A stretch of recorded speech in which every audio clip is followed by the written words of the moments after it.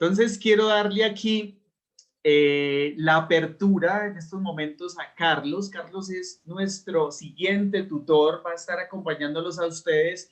Y bueno, Carlos, voy a dejar acá de compartir pantalla un momento y te doy la más cordial bienvenida a este inicio del diplomado Homeschooling en Primera Infancia, para compartir pues con todos quienes están aquí conectados cómo vamos a sincronizar, cómo vamos a compartir desde tu estrategia. Bienvenido, Carlos. Gracias William. De verdad para mí es un verdadero placer poder compartir con este tremendo equipo. Cuando uno mira la manera tan secuencial como el colega William va desglosando todo esto, se da cuenta de que es un trabajo sesudo, es un trabajo responsable el que se ha hecho. Y cuando uno ve la manera como él lo va explicando paso por paso, se alegra uno, de verdad me alegra el corazón a ser parte de este equipo. Y ver la emoción, la pasión, la ternura con que Jennifer comparte con estos discentes es de verdad maravilloso. Yo soy Carlos Moneri Callafa, tengo estudios en ciencia de la comunicación, además soy experto en desarrollo humano y organizacional.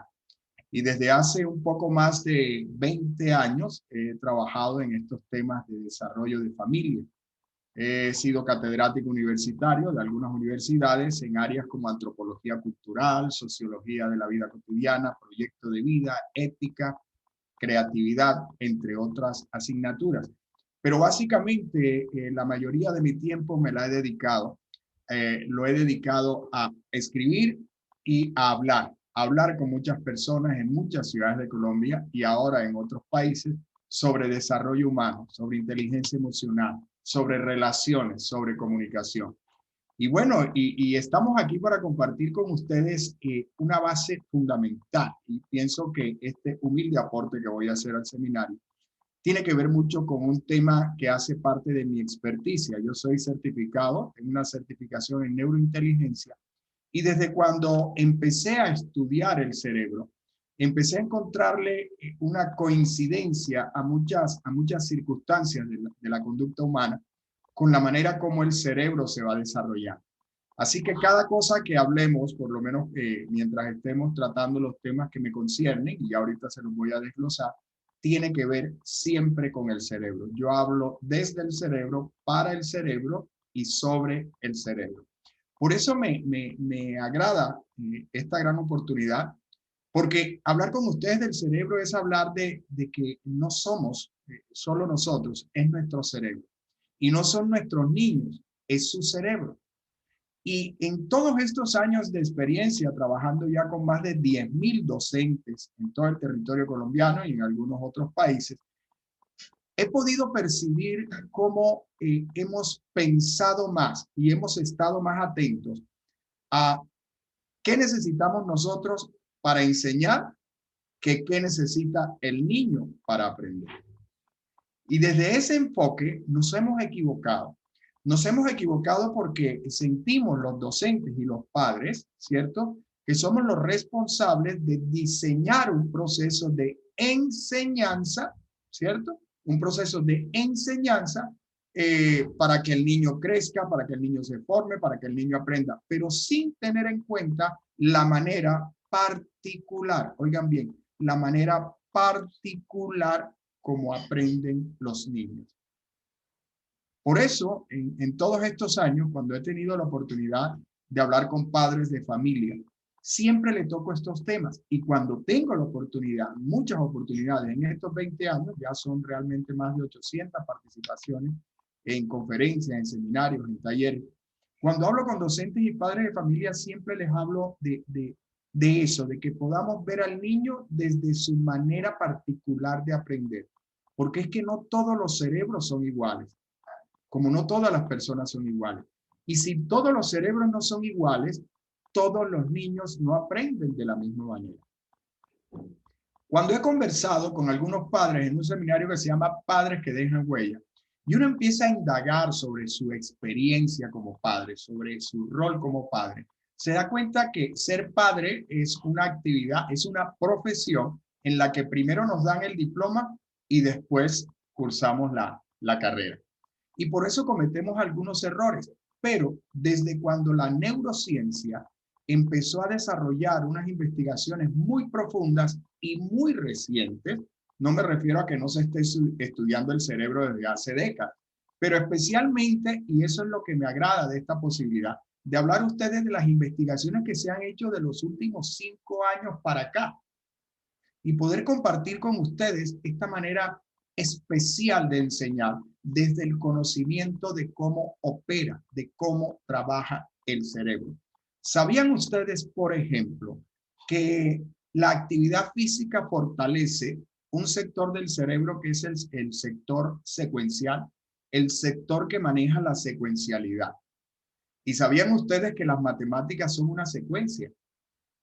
Luego, si nosotros dedicamos tiempo a la enseñanza de la matemática, inmediatamente después de hacer actividad física, estamos preparando al cerebro para que adquiera ese conocimiento, esas secuencias, esas operaciones matemáticas de una manera más efectiva. Pero ¿qué ocurre cotidianamente en muchas instituciones educativas? Que la clase de educación física, de deporte, nunca es en las primeras horas de la mañana. Casi que las primeras horas de la mañana son para la clase de matemáticas. Y un día que le pregunté a algún directivo de alguna ciudad de Colombia por qué la clase de matemática a primera hora, me decía, porque es cuando el niño llega con el cerebro fresco, porque es cuando el niño llega con el cerebro tranquilo. Y wow, yo dije, perdón, rector, pero desde la neurociencia lo que usted está diciendo es un exabrupto. ¿Por qué? Porque la neurociencia ha venido aportando a la psicología y aportando a la pedagogía en la conformación de una interdisciplina que se llama la neuroeducación. Y hoy por hoy, o se neuroeduca o se neuroeduca. Porque hoy precisamente el cerebro de los niños es totalmente diferente al nuestro cuando teníamos su edad. Hoy el cerebro de los niños está recibiendo tanta información a tal velocidad que hay que empezar a conocer cómo toda esa información empieza a entrar al cerebro de los niños, como cuando empezamos a llenar un celular de diferentes aplicaciones. Y se empieza de repente el cerebro de los niños a colapsar, como ocurre con el celular. Pero es que hay que tener en cuenta que a pesar de que nuestro celular tiene un sistema operativo y hay 2 o 3 sistemas operativos en los celulares, cada niño tiene un sistema operativo diferente. Y ahí la circunstancia se vuelve más interesante, por no decir más compleja. Me encanta más la palabra más interesante. Cuando nosotros logramos descubrir los canales de percepción de los niños, cuál es la puerta de entrada, cuál es la puerta de percepción, de qué manera el niño aprende, y esas herramientas las vamos a aprender aquí. Empezamos a ser más efectivos en nuestro proceso de enseñanza. Y el niño va a poder aprender de una manera más efectiva. ¿De acuerdo? Y hemos venido conversando con muchos padres y con muchos docentes desde hace más de 10 años de esta nueva manera de enseñar. De hecho, ya hemos llegado a hablar con gente del gobierno porque entendemos que esto debe llegar ahí, a las instancias gubernamentales, para que, como ocurre en otros países, ya está ocurriendo en Argentina, ¿cierto? Ya está ocurriendo en Canadá, ya está ocurriendo en Cuba, ya se está neuroeducando, ya está ocurriendo en Singapur, en España se está hablando muchísimo de educación, de neuroeducación, y tenemos que traerla a nuestro territorio colombiano y a toda Latinoamérica. Por eso me place que haya personas aquí de otros países, porque con ellos va a ser muy valioso compartir las experiencias de neuroeducación en sus países, así sean cosas incipientes, porque les aseguramos que aquí en Colombia todavía estamos iniciando este proceso. De hecho, me atrevo a decir que desde este diplomado somos los primeros en incluir el tema de neuroeducación y homeschooling como un matrimonio efectivo para que haya un verdadero aprendizaje en los niños. Y estudiar el cerebro es maravilloso. Estudiar el cerebro en la familia es maravilloso. Entender, por ejemplo, que el cerebro es diferente entre el género masculino y el género femenino.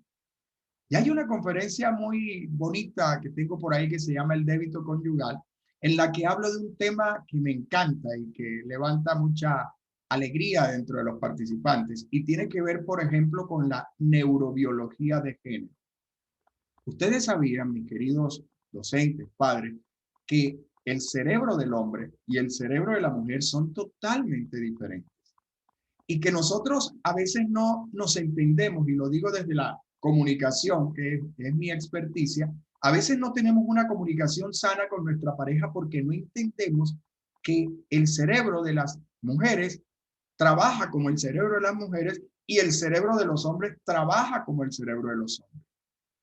Y ponía yo un ejemplo en alguna oportunidad y decía, el cerebro de los hombres tiene unas cajas, la caja de la familia, la caja del trabajo, la caja de los amigos, la caja de la Selección Colombia y por ahí la caja de cerveza, ¿no? Pero el cerebro de la mujer opera diferente. Y yo sé que si aquí hay psicólogos, saben a qué me estoy refiriendo. El cerebro de las mujeres no tiene cajas, el cerebro de las mujeres tiene cables y tiene una energía que se llama las emociones. Luego, cuando un hombre tiene una caja del cerebro abierta, las otras cajas las tiene cerradas. Por eso así trabaja el cerebro de los hombres. Y se los estoy diciendo con un ejemplo coloquial, pero eso lo dice la neurociencia. La mujer no, la mujer tiene permanentemente actividad y esa energía que se llama las emociones hace que ella pueda procesar a una velocidad mayor mucha más información que nosotros los hombres. Por eso cuando nosotros estamos concentrados en la caja del fútbol, en la caja de la Selección Colombia, y nuestras esposas nos hablan de cambiar la cortina o de comer pasta, decimos, epa, ahora estoy aquí, tengo abierta la caja del deporte, la caja del fútbol. Cuando abra la caja del hogar, pues hablamos de cambiar la cortina de la casa. Y este ejemplo que parece tan sencillo y tan coloquial, habla de una realidad de cómo trabaja de manera diferente el cerebro de un hombre al cerebro de una mujer. Pero hay que ir más allá. ¿Y cómo podemos entender cómo trabaja el cerebro de nuestros niños? En el próximo encuentro vamos a hacer con ustedes un cuestionario espectacular. Un cuestionario que si no lo conocen y aún si lo conocen, les va a abrir les va a abrir un panorama para que podamos entender de qué manera particular trabaja su cerebro, de qué manera particular trabaja mi cerebro. Y vamos a hablar en ese próximo encuentro de un tema que es la dominancia cerebral. Yo no sé si a usted le domina la mano derecha es su mano dominante o es su mano izquierda. Pero fíjense que a mí me apasiona el tema de la dominancia cerebral porque desde cuando se empezó a investigar esto, que fue hace apenas unos 15 años, ¿cierto? Catherine Gessinger, Ned Herman y otros autores que han venido, otros investigadores que han venido hablando de esto. Incluso hay un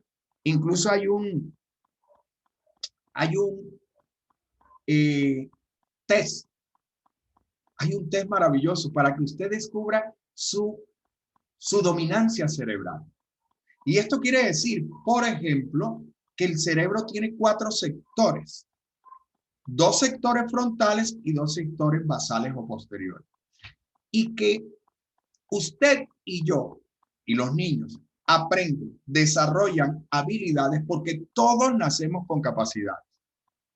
Aún en circunstancias de diagnósticos diferenciales y todo eso, aún en esas circunstancias, todos nacemos con capacidad.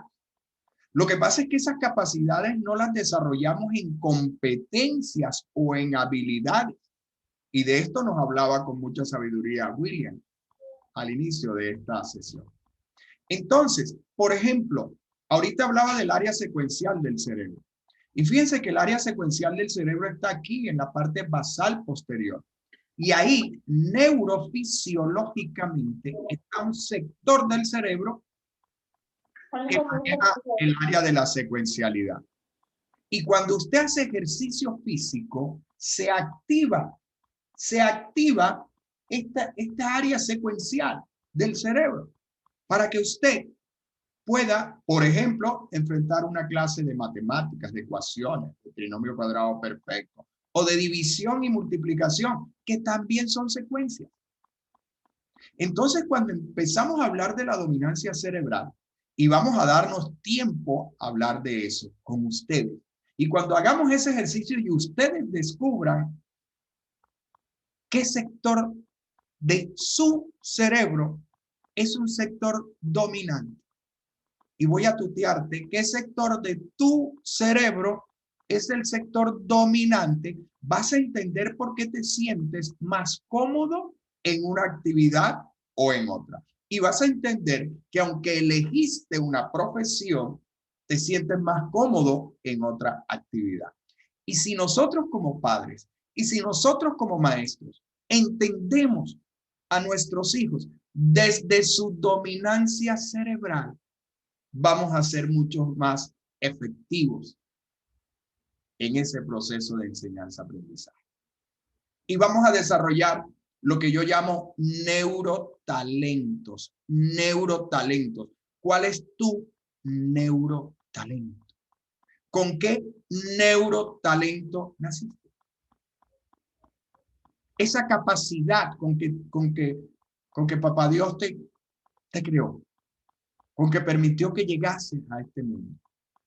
Por eso es que a veces a los niños los vamos encauzando mal desde pequeños, porque no tenemos el cuidado de ver su dominancia cerebral. Y otro tema que es fantástico y del que también los ponentes que me acompañan en este diplomado tienen mucha experticia, que tiene que ver con los canales de percepción. ¿Cuál es la puerta de entrada del conocimiento? ¿Cuáles son esos canales de percepción? Y cuando empecemos a hablar de canales de percepción, vamos a estar hablando de neurointeligencia. Y cuando hablemos de neurointeligencia, vamos a entender que hay niños kinestésicos, auditivos y hay niños visuales.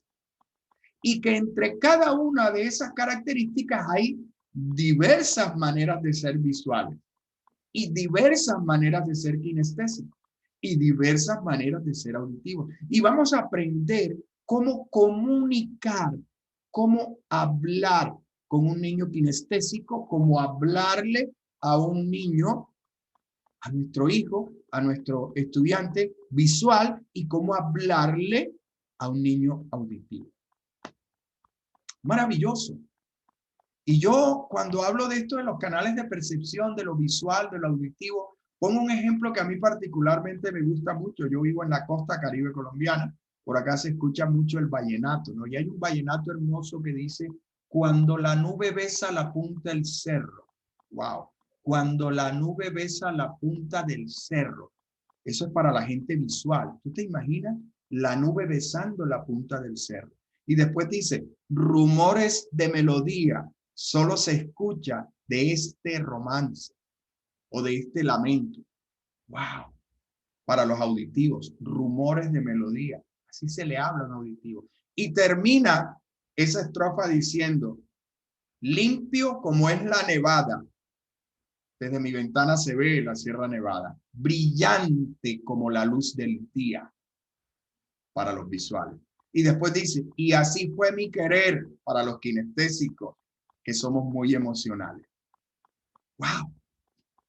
Entonces, por eso entendemos cómo una canción puede quedarse tanto en el cerebro de tantas personas. Porque tal vez, sin pretenderlo, el autor de esa canción escribió para cada uno de los canales de percepción.